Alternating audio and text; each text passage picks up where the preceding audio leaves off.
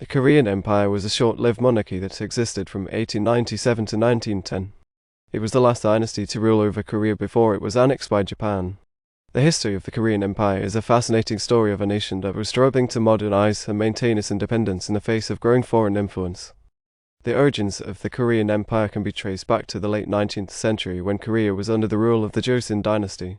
The Joseon dynasty had been in power for over 500 years, but by the late 1800s, it was struggling to keep up with the rapidly changing world.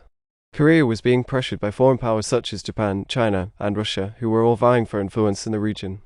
In 1895, Japan defeated China in the First Sino-Japanese War, which gave Japan control over Taiwan and the Korean peninsula.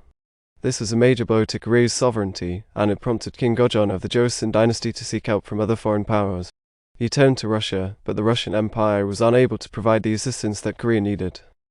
In 1897, King Gojong declared the establishment of the Korean Empire, with himself as the emperor. This was a bold move, as it was a clear statement of Korea's independence and sovereignty. The Korean Empire was modeled after the Japanese and European monarchies, with a constitution, a parliament, and a modern army.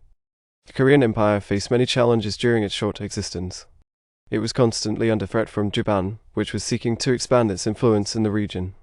In 1904, Japan launched a surprise attack on the Russian fleet at Port Arthur, which sparked the Russo-Japanese War. Korea was caught in the middle of this conflict, and it was forced to sign a treaty with Japan that gave Japan control over Korea's foreign affairs. The Korean Empire also faced internal challenges. There was a growing divide between the traditionalists, who wanted to maintain Korea's traditional culture and way of life, and the modernizers, who wanted to embrace Western-style modernization. This divide led to political instability and social unrest. Despite these challenges, the Korean Empire made significant progress in modernizing the country.